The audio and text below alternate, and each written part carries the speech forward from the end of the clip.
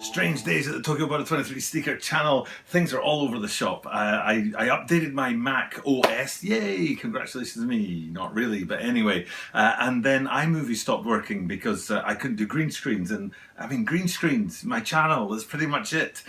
So without the green screen, I was like, oh my goodness, should I do like picture in picture? No, don't want to go back to that. Split screen? No, definitely don't want to do that. So what I ended up doing is Filmora, and this is now on Filmora. So hopefully it's working. Hopefully we're back on track. It was hard to learn a whole new system, a whole new program, a whole new app, and try and get that going. There are of course some features that aren't on it that were on iMovie, so I'm kind of disappointed that I was forced down this route, but you know what, learn new things, it'll probably turn out to be better. I've got a feeling, to be honest, that Filmora's quality is actually better than iMovie, so you know, necessity is the mother of invention, is that what they say? So they're forcing me into this. It's a necessity that I find a new software to do my filming on and do my editing on. Turns out to be a good thing, but it means things have been a bit hectic around here, so but fortunately I get to do this every single day and talk about sneakers every single day, and I just absolutely love to do that.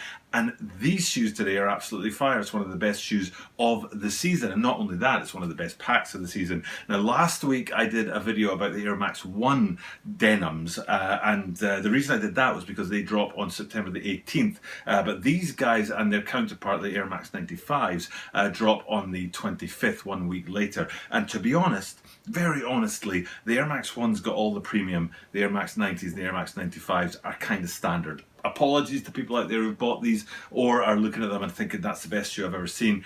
Go check out the Air Max 1s, and especially the insole, and you'll see what I mean about premium and quality. But today, that's not what we're looking at. We've already done the Air Max 1s. Today it's the Air Max 90s. So without further ado, let's get into this video about the upcoming release of the Nike Air Max 90 Denim. This is the Tokyo Butter 23 Sneaker channel. Tokyo Butter 23 Sneaker channel des.毎日アップするので毎日見てください. And every single day from Tokyo, Japan, I bring content about upcoming sneaker releases, sneaker news, and sneaker reviews. And today, in the spotlight, is the second of 3 sneakers in the denim pack from the Nike line, and in particular, Nike Air Max line. And these are Nike Air Max 90s. Now, 90 equals 30, and by that I mean it's the 30th anniversary of the Air Max 90. And they've basically done a pretty good job of bringing out pretty nice sneakers throughout the year. Some classics, some unique colorways, some standards, and a shoe like this, absolutely fire collaborations. And to be honest, I think Air Max do a better job of their anniversary years than the Jordan line does. Super disappointed last year in the 30th anniversary year of the Jordan 4s, and then here we are this year, of course, the 30th anniversary of the Jordan 5s, obviously, and again, kind of disappointed. So thank you, Air Max 90, you're doing a much better job than your counterparts over at Jordan, as are the guys over at Adidas with the Superstar, because the Superstar celebrates 50 years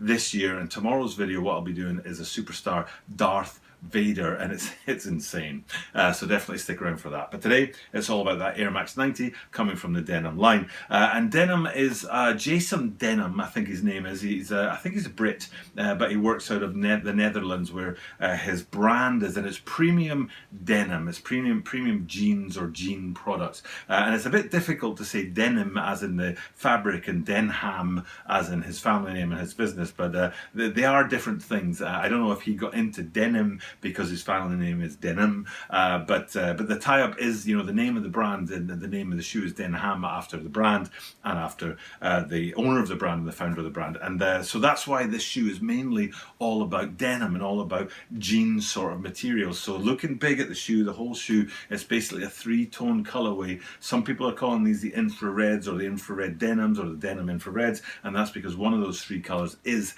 the infrared, and then below that or lower down than that you've got that blue denim feel.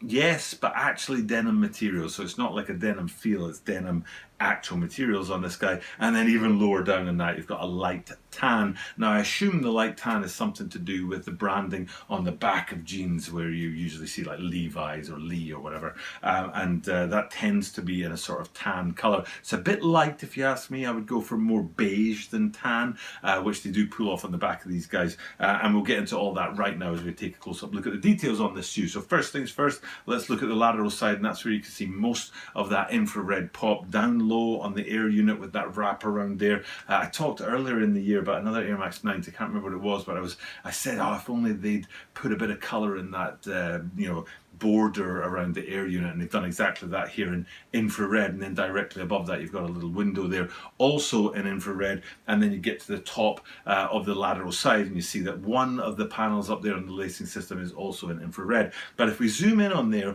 what you'll be able to see is some lines that run through that, and before we get into why they're important, I want to go to the back of the shoe and look at the heel, because again, standard sort of Air Max 90 branding and styling, you've got those lateral lines that run through the branding. Now first things first, in terms of that branding, it's in a deeper tan than the rest of the colorway, and we'll get into the tan that's up on the tongue and the toe box in a minute. But on the back, on the heel, it's a deeper tan slightly. I mean, it's not like a gum sole tan, but a deeper tan, and it complements itself in a way because the branding is in that deeper tan, but also the Nike branding on it is in the same color, so there's not contrast between the two. They didn't go for infrared on tan, for example, but those lateral lines are there as well. Again, so basically what I'm trying to draw your attention to is those lateral lines that run through part of the lacing system into that window and across that unit around the outside of the air unit and then up onto the back, because I think, it's my personal opinion, that those lines complement the lines that are naturally present in denim brilliantly. So what we'll do is we'll come back to the front of the shoe and to the midfoot and zoom in on there, and hopefully what you're able to see is some of that denim material. And naturally denim just has these lines that run through it, and I think they complement really well with the basic silhouette that is the Air Max 90, but of course in a different color. Well, what we've talked about already is the infrared units and also that back tan element, but when it comes to denim, mostly denim comes in blue, light blues and dark blues, and in the case of the lateral side of these guys, it's mostly the dark blues. But here is the point that not many people may have picked up on these guys, and we go back to the heel to look at the mismatched lateral and medial sides of these guys. So hopefully what you're seeing is a bigger view of the heel now. What you can see on the medial side of both shoes is a lighter jean or denim material, and then on the lateral outside of both shoes you've got that deeper darker denim material, and I think that's very, very cool. It would have been very easy to go with one or the other on both sides, but it's not so noticeable. I don't think people are picking up on it that much, so it's a little detail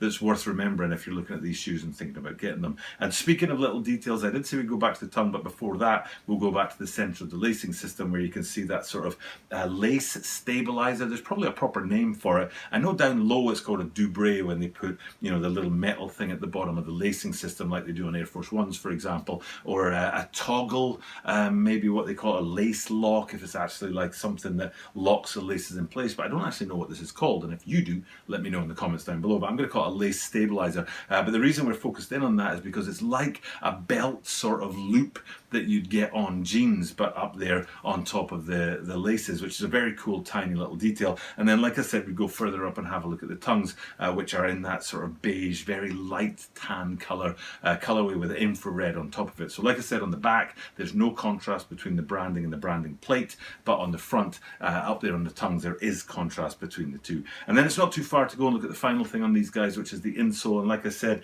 the Air Max 1s, hopefully I can show you it here, or I've already showed you, had a much more premium insole, almost sort of three-dimensional, or what would be the word for stitched? I'm sure there's a word for stitched other than stitched, but you know what I mean, like stitched on those guys. But then on these guys, much flatter, much simpler insole, but it still represents the brand with the scissors and their sort of signature logo that would go on the standard DENHAM products. So that's all sort of represented there on the insole. So finally, pulling it back out, having a look at the whole shoe again, very clean shoe, nice colorway. I dig the way that the colors sort of play off of each other. I kind of like the shoe, and I do like the Air Max 1s. Obviously I think they're a bit more premium than these guys, but I think these guys are a bit more of a sort of general release colorway, can I say it that way, instead of being a sort of special release, even if they are a limited run. I don't know if they are or not, but for me it's more of a standard colorway, but more of a sort of sellable one. So that's my look at the Nike Air Max 90